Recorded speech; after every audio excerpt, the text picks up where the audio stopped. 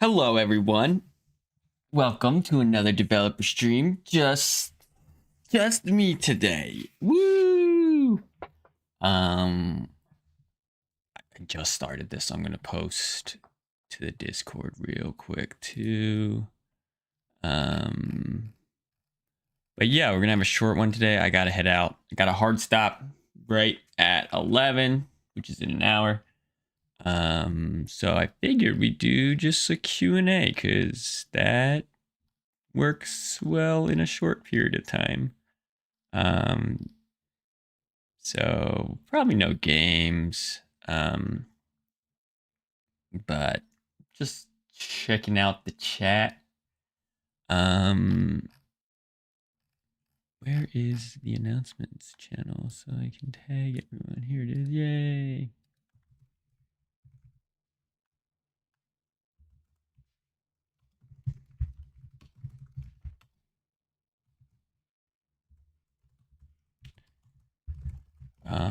How's everybody doing today?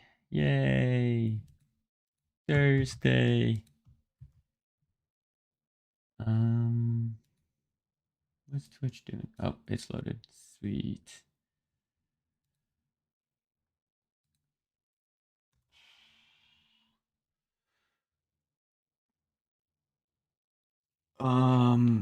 Yeah, we're trying to do it. We try to do it every week. Next week there will not be a developer stream because George, me, and SBS, we will all be at Genesis on Thursday.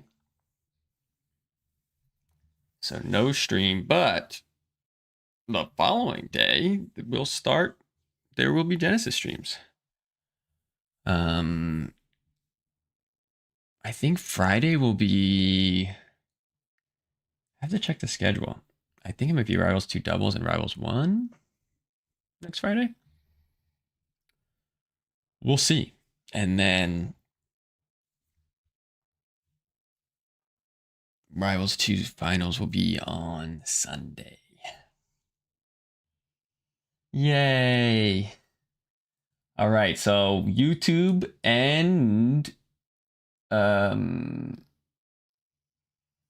Twitch should be, they're both coming into my restream chat. Let me see. Are they both coming up screen, or is this just Twitch chat?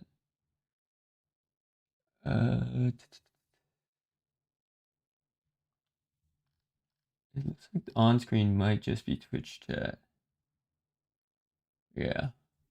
But I also see YouTube as well. So we can do questions from both.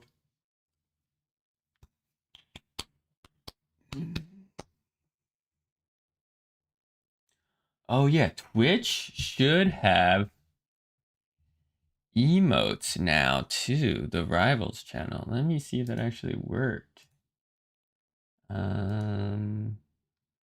Yeah. So if you go, we've got some from Rivals of Aether. Look at beautiful Hopslop. Who Hopslop is very popular creature of Aether. For those of you who don't know, insanely popular.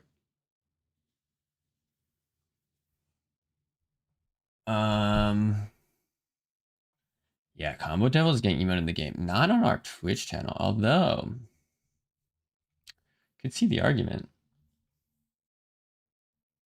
The Combo Devils thing will go out soon after their campaign closes. So just like Animation Versus, where the icon went out soon after the end of their campaign. This one will have more than an icon. It has 2 icons plus 1 emote. So it's increasing our crossoverness. And then next time, who knows what? Who knows what will happen?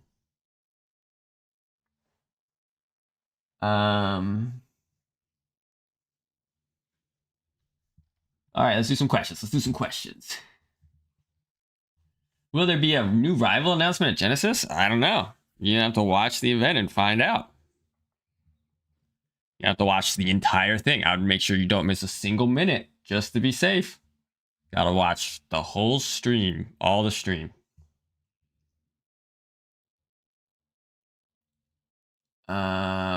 Dan, you asked me to ping you on Twitter about the last dev stream, but you didn't respond. It was about saving network settings between sessions.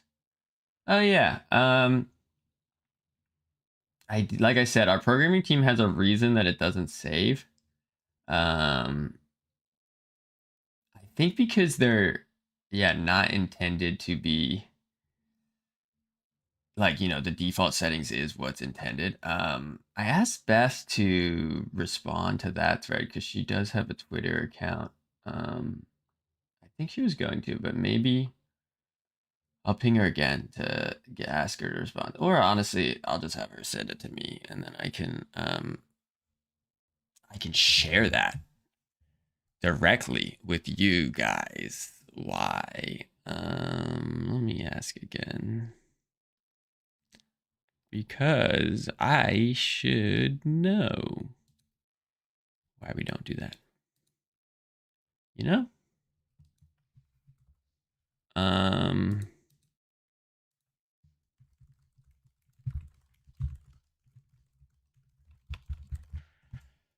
It seems like something I should know. Because I think like it's more not a technical issue, but a design issue.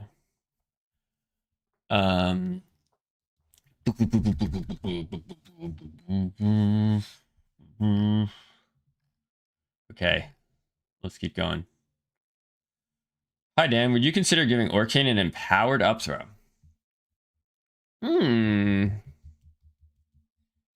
I would consider it. Yeah. I mean, right now, his up throw, we did a pass where the bubble stream changes based on the opponent's ECV, right? Like the width of the spawn. Bubbles still have random movement, so there is still a little bit of randomness to it. Obviously they have really short hit stun, so there's times where you throw someone up on a platform and they land like during those frames, they can get out or shield. I mean, that out throw is interesting because like the way it works is it kind of it can't be 100% consistent, right? If you got guaranteed up air 100% of the time off that up throw, it'd be like Smash 4. Orcane has an insane up air, right? Up air, especially against floaties, right? That up air kills it. I don't know what it kills Raster at. Probably like 105, 110.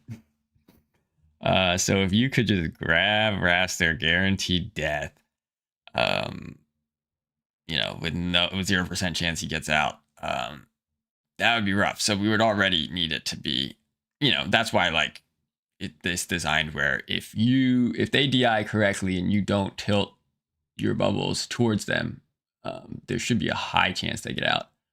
And then even if you do match it, there is like, certain spacings and certain interactions where they can get out. So for all those reasons, like an empowered one could make sense, where the empowered one just is a lot more guaranteed. Kind of already has forward throw, which is like supposed to be that, right? Like locking a kill if you're on your puddle. But I can see the argument. I don't think we're done with like up throw yet, because we want it to be good for Orcane players. Orcane players use it, right? So it's like we definitely made it good enough that it gets use, but we just want it to be good enough that they don't feel frustrated for using up there.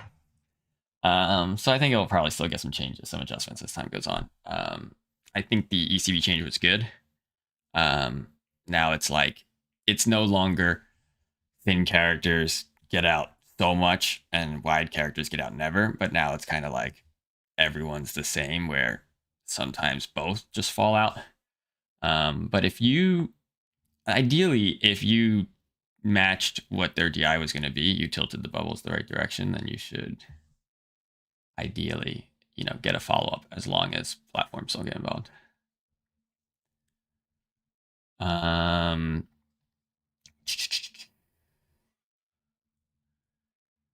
I get a temperature check on game optimization and why people might have uniquely bad online issues in this game? Optimization, we still have Tom working on stuff. There's a couple things going on. I think so obviously cooking the shaders or cooking just pre-cooking a lot of the loading is helps for some people for sure. There's some other kind of GPU related fixes that are going in right now. The team is looking into like an SDL issue that is potentially causing hitches. That happens both locally and online. Kind of just how the game pulls for inputs, because like SDL is kind of able to pull. It's not just your controller; it's your keyboard and your mouse as well. There's devices that are just if this happens, it should be locally and online, where just like stuttering every so often. So we've kind of got it down to what function we believe it is, but now we need to that function needs to be in the main thread of the game, which is why it causes issues. So now we're trying to come up with workarounds.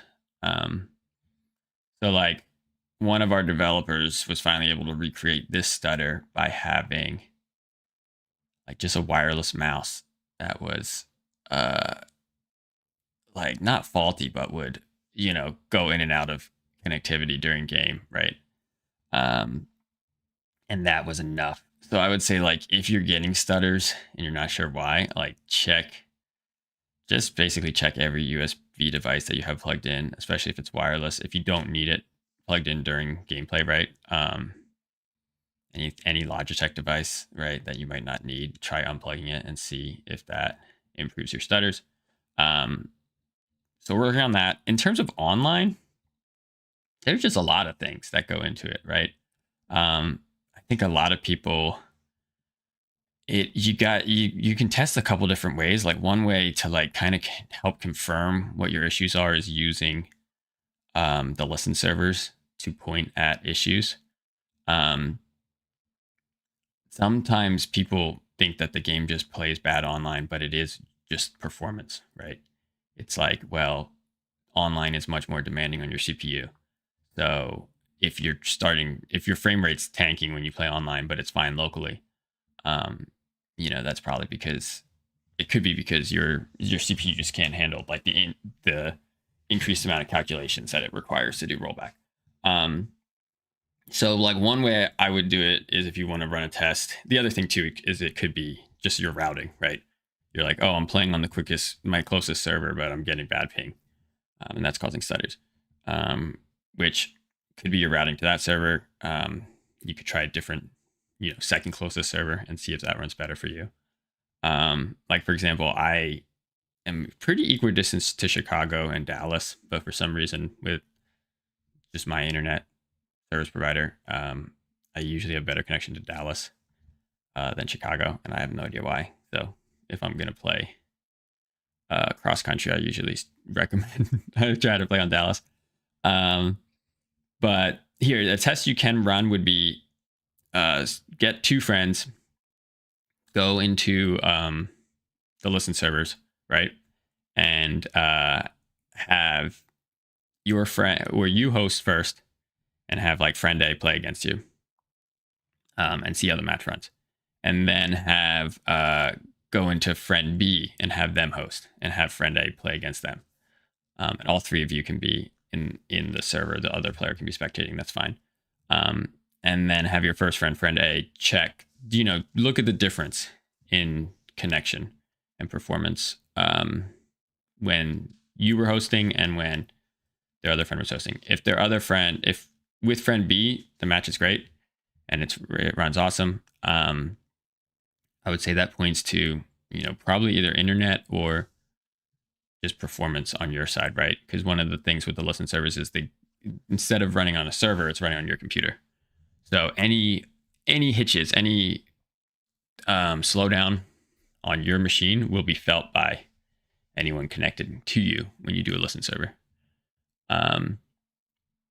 So I would say that's like a good test to kind of see, if it is either your machine or your internet, and then to determine if it's machine or internet. Yeah, I mean, I would just put a frame rate counter up. On if you're playing on a listen server, if you're running full whatever, your frame rate is great, feels awesome on your machine when you're on a listen server, then it's most likely your internet and not your performance. If you're getting hitches, right, even hosting, then it's probably performance related. But then you're probably feeling that locally as well. So that would be my advice, to kind of look into some issues for now. In terms of what we're doing on our end, we're still kind of always investigating and working with EdgeCap on like server performance and how things are going. But we haven't done a lot of like architecture or any changes like that behind the scenes. Right now, our optimization stuff that we're working on is all optimizations that will improve both local and online. All right. Mr. Dan, why do I lose upwards of 10 points to players 200 to 400 points over me when I only gain about 10 to 12 when I win? I played a ranked match and lost to a Zetter at 1456 while I was 1253 and I lost 20 points. Okay, so ELO is like a very predictable formula. So when you get those types of changes, like feel free to screenshot it, post to the Discord.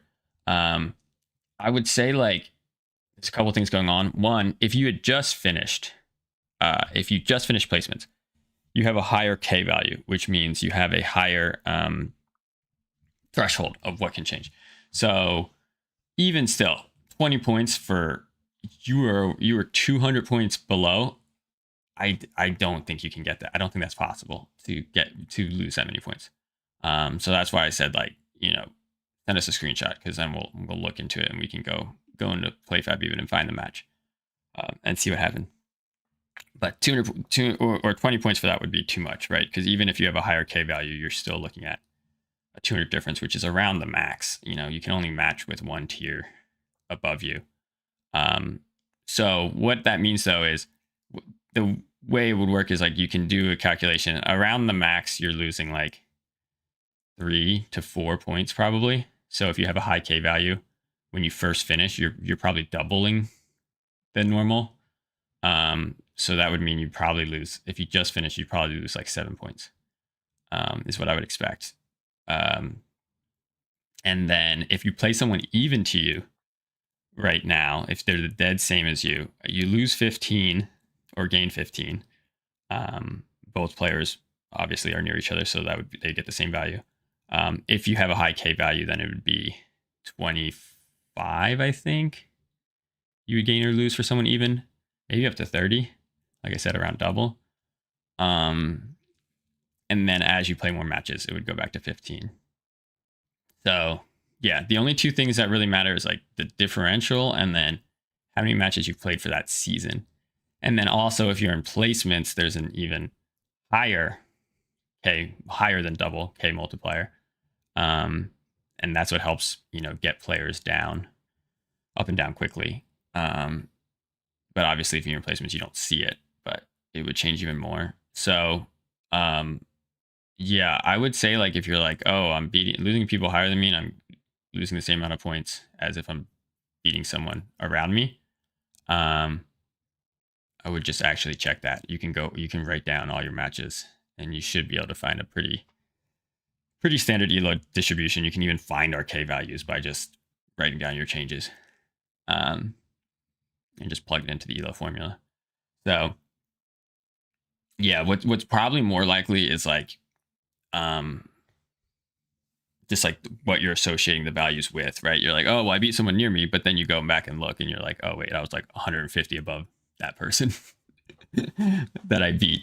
Because even if they're in the same tier as you, it's the point differential that matters, right? So if I'm at the top of platinum and I beat someone at the bottom of platinum, I'm going to get less points.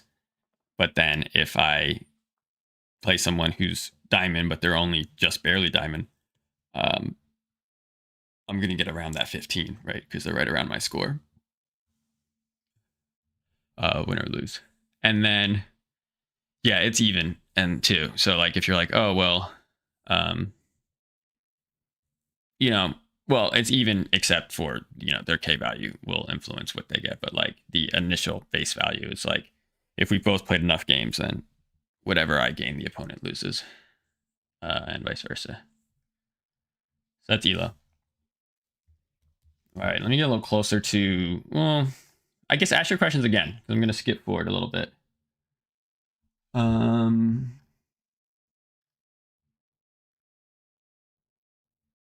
I think win streak should be separate from taking ELO from another player. Yeah, I think win streak is. Win streak is just a percentage of your. It's just an addition. It's just a percent applied to you after. I don't think it affects what the other, you know, the other player is not losing more because you're on a win streak. It's just applied after. Sorry, I guess so. It's not necessarily always even. Win streak is the reason there's like a little bit of ELO inflation in our system. It's a light touch because win streak is a multiplier of what you would have gotten. You know, so if it was, you know, you beat someone a lot lower than you, then your win streak is only going to be like, it's going to cap out at like +1 additional maximum. But yeah, win streak is separate and it doesn't apply to the other person, and it is a little bit of ELO inflation, which is why as the season goes on, well, one, people are going to go up because they're taking points from more and more people. So every season, you know, the top players will get higher. But if there wasn't any inflation, then you'd be capped each season by like, you know, how many people are playing to take points from. But because we have win streaks, there's like a little bit of additional points introduced. I think a high diamond player with an 8 win streak shouldn't take 20 points. Yeah, it doesn't happen. So yeah, like I said, take screenshots if you got a bug. Send it to us, but or just track them. Make an Excel sheet. Hey Dan, why are you and your team scared of defensive projectile zoners that have projectiles that do actual knockback, like Dark Samus or Link, or Smash 4 Link? I don't know specifically what makes Smash SSB4 Link different from other Links. Characters that have projectile specials that allow you to wall people out, not set play, like Absa, Eliana, not disjoints like Sylvanas or Lockdown. Straight up projectile. If we have 15 characters, they'll play the damn same. We can have one more that zones people out, right? I mean, Rivals 1 and Rivals 2 have a similar philosophy in this. It's been my philosophy since the beginning. It's something I learned working on Killer Instinct as well. There's a character, Glacius, in that game, which is, I'm not afraid of zoners, but just like anything that you play, any other type of character type, right? Any rushdown or, you know, disjoint, everything else you mentioned, there just needs to be clear counterplay, right? So in that regard, because I want to make sure that there's always counterplay other than just like spacing, right? Like, of course, yeah, you can be like, well, any projectile in a platform fighter, you have platforms, you have room. But if someone can play optimally by just putting up a wall of hitboxes and the only counterplay is, you know, space better, then one, it just gets really frustrating, right? Depending on which character you're going to play. So it makes matchups pretty polarizing. And then if you're a big body and you don't have a projectile yourself, um, you can watch other platform fighters and see how some of those matchups play out. So everything kind of has counterplay, which ends up meaning that a lot of characters, they can play that style, but because there is clear counterplay, it's more like you play the zone style to basically make it uncomfortable for them to create more space. So a lot of Rivals characters, especially in the first game, you use it to set up, and then you can still combo, right? Eliana and Absa both have really good combo games in addition to some zoning tools to kind of start everything. So that's kind of the philosophy we're continuing. I mean, I would say as time goes on, we're gonna like push the boundaries on how good projectiles can be, but I don't think we're ever going to you know go like the Smash 4 Ultimate style where like your whole play style can be spamming a couple projectiles, and the only option the opponent has is to dodge it or get in, right? They'll still be able to parry, they'll still be able to um, either crouch cancel or depending on like the strength of the projectile, have a couple different options, break the rock. If it's someone like Malo, like in Rivals 2 engine, will they be able to pick up the item themselves, air dodge through it, and use it against them? Someone like Fleet, even like the Wind Chime, hit Fleet to put it back on her. So I think I would expect all that counterplay, which means like, in some cases, sure, maybe we'll be able to make the projectiles even stronger because there's always going to be some counterplay. But yeah, I don't think we would want to design characters where they can play without much, because then I don't know, you're gonna want to play Lorena into that. Like some characters will have their answers, right? But other characters, it's like, okay, like you're basically, you might get in a situation where you're forcing people to have multiple mains. Aiden, I don't know if this is about replay issue, but there are times when I save a replay after an online match, and after going to the replays, it's just blank. Is there a fix for this broken replay stuff? The blank one, I don't. I've heard reports of it recently. I don't actually know. So, feel free to like make a support ticket so we can start gathering more info on what's happening on those. I do know the bug where you just played a cool match, you go to replays, and everything's in there except that match. And that's just like the downloading it from the server hasn't finalized, right? It hasn't showed up on your machine. So like there's two things you can do in that case. You can either get into another online match, get back to the CSS, right? So it's just like match make, casual or something, or make a lobby or whatever, or you can just close the game and reopen it, and then that online connection it does at the beginning should get you that game. So that's like one bug that's like kind of separate from what this sounds like. This one where you just go to open the replay and nothing happens. I don't know. I feel like this report's coming up more frequently, and it's a recent report. So it's probably something that we're going to have to look into, but I don't know what triggers it. I could talk to Trevor though. I wonder, we have made like new control schemes and stuff.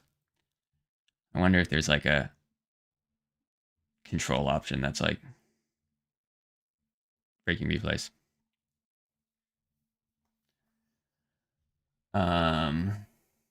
It's possible.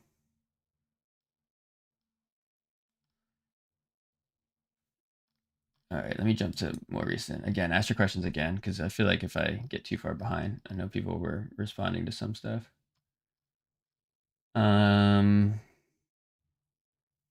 because I know you worked on Killer Instinct, do you know any of the dudes at Rare? Like Steve Mail. I did work on Killer Instinct. I don't know anyone at Rare. I mean, I worked like Ken Lobb was my. There's like your skip level, but he was one higher than that, so he was like my boss's skip. He was like I was a designer there, right? So while I was at Microsoft, a lot of designers funneled into Ken Lobb, who worked, I think, at Rare or with Rare on like the original Killer Instincts and stuff. I didn't meet anyone at Rare because when I came in, it was like they were doing. Microsoft was creating a document called like a request for prototype, and then they sent that out to developers that had kind of worked in the XBLA space, kind of like AA size developers. So I reviewed that pitch. It's kind of like the first thing I did, and then like the one that Microsoft was sending people, and then the second thing I did was like review pitches back from developers. And Double Helix was the best. So they got it. They got signed. And so I worked with them, and then I also worked with Iron Galaxy when Double Helix got bought by Amazon. So then the game went to Iron Galaxy, and that was between season 1 and season 2. There was kind of like a transition where they turned the game over. So I worked with those two teams. So I met a lot of people at both Double Helix and Iron Galaxy, but I don't think I met anyone at Rare.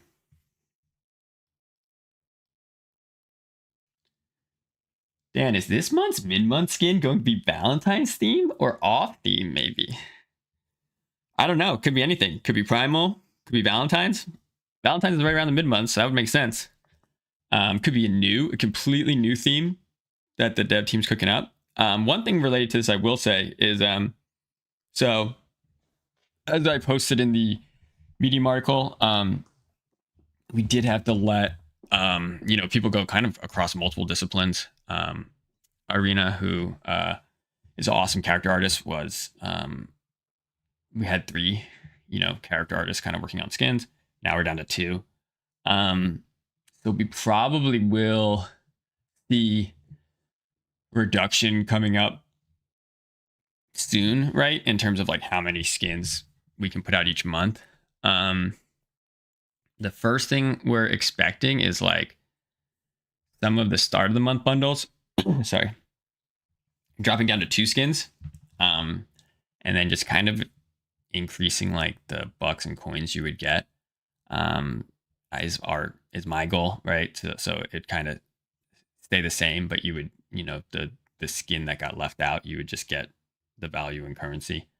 That's just because all of those skins now, we call them all rares, but the start of the month ones are like, they're pretty varied in terms of like how much work they are on our end, right? Some rares for some characters, it's just a model swap. It's pretty easy. Other times it's, the Maple, for example, we upgraded her because of just how much work it was, the Primal Maple, to put dinosaurs on everything. But in the past, historically, like I think Burger Maple, for example, was a rare. So yeah, those are a lot of work. So that's one area. And then the mid months as well. I think like for us, like if we have a good skin idea, either for that theme or just in general, right? And we'll ideally still do a mid month, but that's another area to really save the character art team time. So if we don't have something good, then we'll probably let you know at the start of the month, right? Like, so when the start of the month happens, there'll still be an event. There'll still be a grind skin and at least 2 bundle skins. But then if we're going to be like, hey, there's no mid-month this month, we'll let you guys know. I think right now, though, like we still have, just compared to any other multiplayer game, just a lot of skins that we release. And then you can only play, you play your character, you can only play so many skins. So I think like just naturally we were going to see like, there's a little bit of diminishing returns on skins as is. which is why we tried to explore, other cosmetics. We were able to get critical hits in the second half of last year, which was nice. There's like other stuff we'd like to do, but it is, just tech work and everything to set those up. But yeah, I think um, even if we were able to keep the whole team together, we probably would have tried to change a little bit in terms of like adding different things, so it's not all skins. Just because as the skin number gets higher and higher, each skin we add is like less valuable, right? If you think this skin is now I don't know, 0.5% of the skins in the game, right? It becomes smaller and smaller the more and more skins that the players can choose from. And we do want to make sure that players feel good going back and getting ones that they missed if they start later. So just like improving that as well as our back catalog grows. All right. I'm pulling from both YouTube and Twitch. Let's get a YouTube one just because I don't think Twitch is, or yeah, YouTube's on the screen. I want to make sure that they feel. How often will the workshop beta be upgraded? I love some bug fixes and performance improvements. Yeah, right now we're working on the reason it hasn't been any updates yet is right before Josh from the SkyMap team headed out, he was working on kind of changing how mods are saved and stored, because if we didn't do anything, the way that we set up kind of like the U assets in Unreal meant that anytime the game was updated, like every mod would break. And it'd be up to the developers to go back in and recompile their mod if they want it to keep working. Now, some games, that's just what happens, right?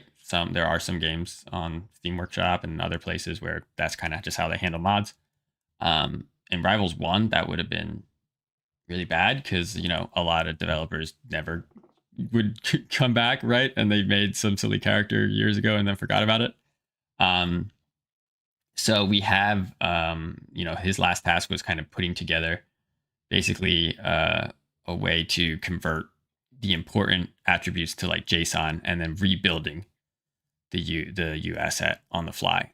And through that, you would only need to change it when like it would only cause issues when the actual like character attributes changed. And even then you can write your own logic to handle. So instead of breaking, we would just be like, oh, if you don't have, we had some new attribute, right? I don't know, like item throw strength or something that didn't exist. It would just default to a value as opposed to just breaking, right? So once we get that up and running, that has now been passed on to Joe on our team to kind of finish that task. Once that gets working, then we'll be able to update the both the mod kit and the Steam beta branch. There's a couple fixes that we're already kind of working towards, right? One of the crashes is like just kind of audio issues where if you have it on, if any mod has kind of missing audio banks, then it will just crash the first time you try to go into any match. So like some of those bugs and stuff will get fixed. In terms of optimization, I don't know if we're targeting anything specifically. I do know like it is a little bit more demanding, right? Workshop, even just like online, is more demanding than local play. Like Workshop's a little more CPU intensive than regular play because of how the game code is running through like a Lua script that players were able to write. So hopefully we can make optimization improvements as time goes on, but it's not something we're going to target initially. It's more stability, fixing any bugs, and then making sure that updates don't break mods. Those are kind of like our first tasks. And then I'm still my plan is to still get custom characters out of beta and into the main Steam branch before the end of this year. Probably Q3 or Q4 is what I would anticipate. Um, and then depending on how that goes, then we'll start thinking about other features, right, beyond custom characters. But right now, it's kind of just custom characters, get everything working.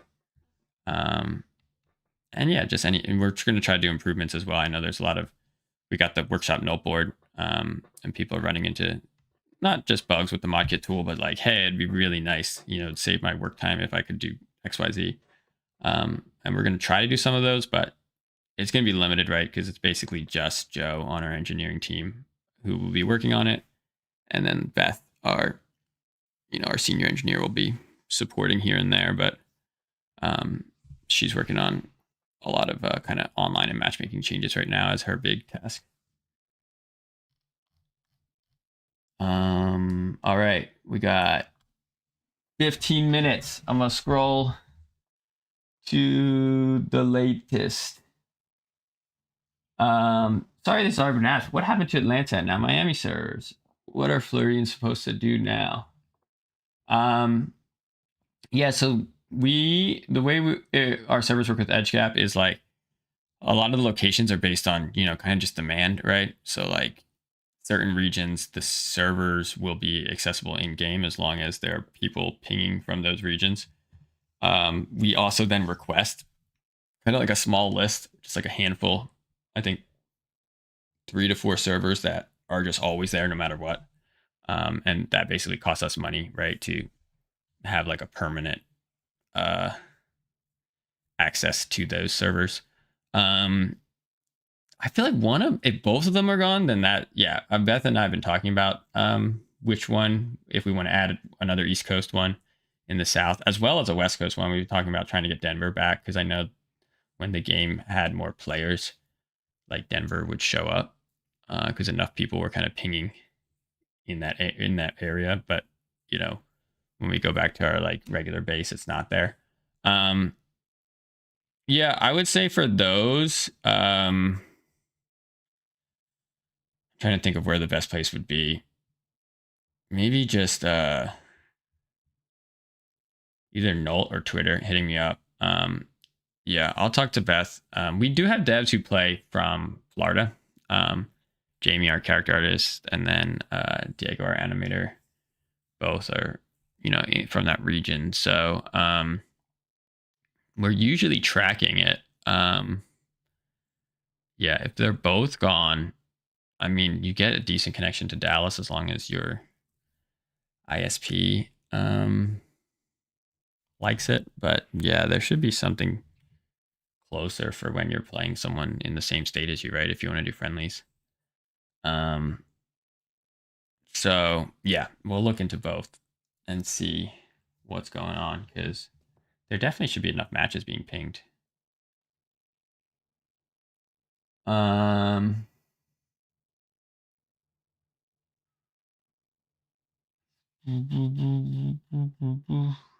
What are the odds of a Rivals Direct this year?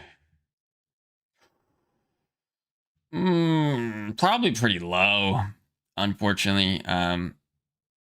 We just had to do some downsizing on the team, which means everybody's wearing more hats than they were before. Some of our engineers or some of the people we laid off, their last day was last Friday, and then some people's is the later this month. So I mean, we do love April, so I would say never, but I wouldn't expect a massive. I would not expect any puppet shows, right? That puppet show was done at a time when our team was smaller and Rivals of Aether was making money and we could put on a puppet show. Now our team is bigger and the game still makes money. I think, yeah, like we still like monthly, the game makes more than Rivals 1 ever did. With the exception of maybe like the month that the definitive edition came out. That was great. But in terms of like take a full year, average every month, the studio is still bringing more than it ever did. It's just that our team is much bigger than it was. Rivals 1 we floated between 5 and 10 people for most of the development. And then we'd have like some people, working on other games, like 3 to 4. So, now we were above 30, right? Around 32, 33. And now we're back down around 25 on Rivals 2. So it's just, a lot of people running a big team. So that is why our costs are higher.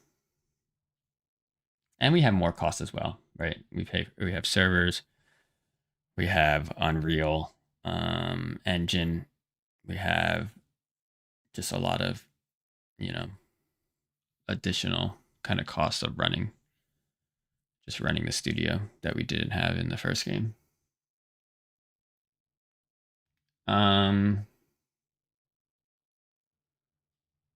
Any workshop characters you tried out for Rivals 2 yet? Not really, honestly. I should one, try them, and maybe two, like, I actually don't know how many like original characters are uploaded yet, other than like Smithy. But it'd be fun to do a stream and kind of find some characters that we can focus on. Ideally original or characters with permission, just like we would do in Rivals 1 when we did workshop tournaments, right? There's like a approved list. Yeah, it'd be fun to do a stream. So that will be something we add to the list. I think we'd want to make sure there's enough in there. I did play Yossi's Crag Rock because he wanted someone to test it before he posted a video online and shared it. What did I say? Oh yeah, the only change I requested was the way the toss worked was like you had to hit the ground again to do anything, and I was like, if I do a neutral throw, I should be actionable before hitting the ground, because if you threw yourself off stage, you just died. I don't know if Yossi actually had time to adjust that, because it was meant to be a very quick kind of example learning for him. But yeah, Crag Rock's hilarious because it is just you throw yourself at people.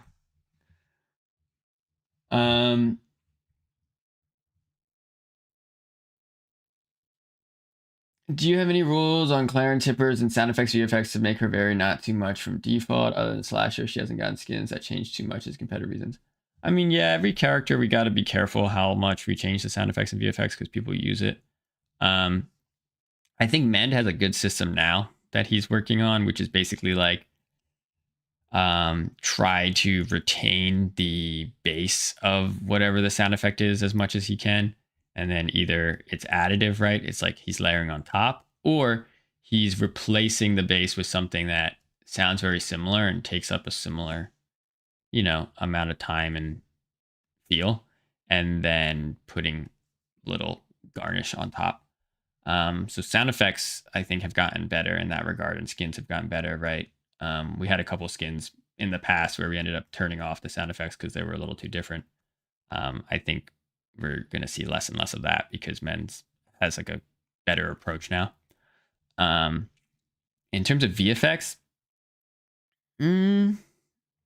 I would say you could probably see some that are pretty different. Same idea, right? It's got to like take up the same space and make sure you can tell what it is. That's the same thing. But I think we've got some pretty ones that change. I would say just like epics, right? Expect more changes on epics than non-epics on that front.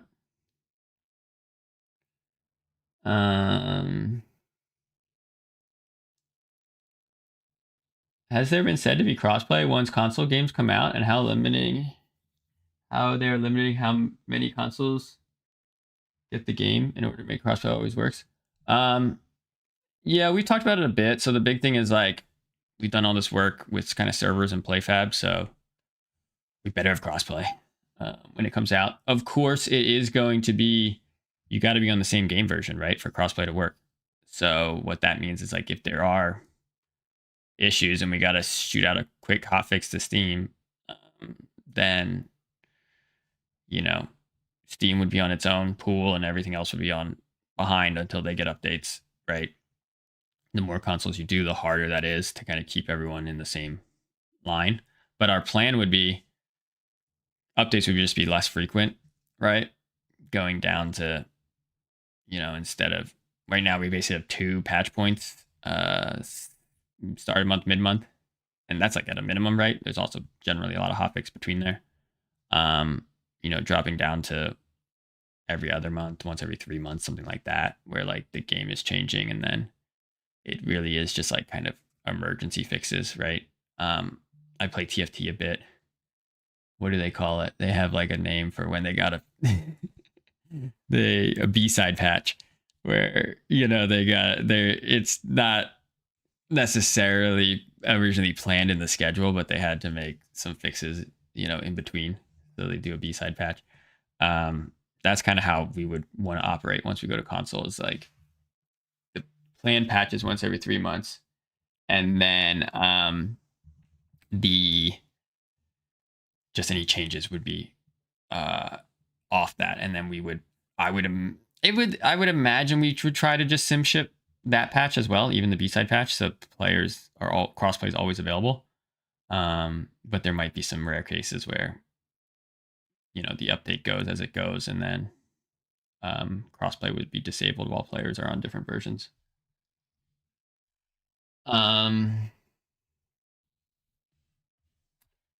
Cross progression is also ideal. Yes. We haven't done too much research into exactly how it's going to work, but like we know that there's already rules and kind of how you have to approach it, right? Like your items, for example, can go over, but like the bucks that you buy on one platform, you can't like use them on another, right? That's just how like a lot of, so there will be some limitation, but the plan would be, your account would be, you could play on both and you could progress on both and you can unlock things on both. But your currency and some other things might be locked to that platform, right? So it's like your skins are all there, but your bucks and coins might have different values on the 2 platforms you play.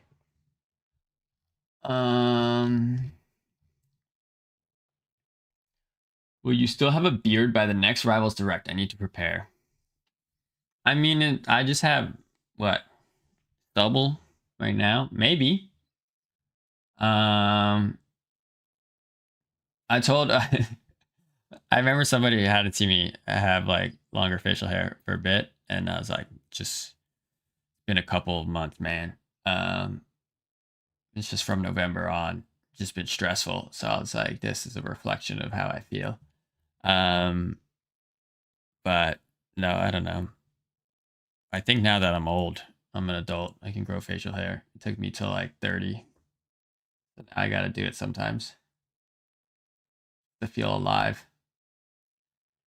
Question about accessibility for colorblind homies out there. Any plans to help with outlines and readabilities? I know it kind of exists. I don't know if you remember Multiversus outlines and different shadings. I don't remember. I don't know what Multiversus did different from us. I mean, that's kind of why we have like the texture setting as well, right? So, and any, regardless of what colors are set, you can use like the textures to differentiate characters. I've talked about before. Yeah, we do want to do a color. Let them change the color as well, right? So it's not just using player slot colors. In case that's interfering with their readability. But I'd have to go find it. I also posted like a guide. It might have been, man, that's the problem with the way our Nolt subscription works, is we have like a limited number of boards. So we kind of like we have to replace the old ones with new ones. So my post might be gone now, but I had like a post on kind of how to use. I think a lot of people don't know how to combine the settings to like get the outlines better than they currently have it, right? Like you can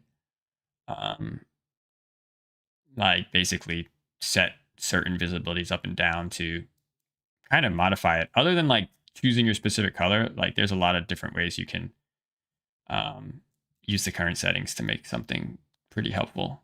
So I would say like the first thing is, yeah, kind of just experimenting with all the values in there to get something you like. And then if you do have specific colors with our current player slots, I want to get something in, but our UI team is basically fully strapped, and we just had to let 2 of the UI team go. So there's just like a lot of other tasks. But yeah, my recommendation would be try to play with what's there first, and then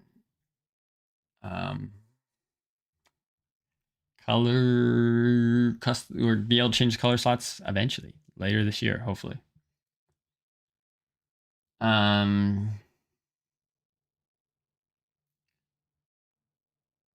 right, we'll do one more question because, like I said, I got a hard stop at 11 today, which is in 2 minutes.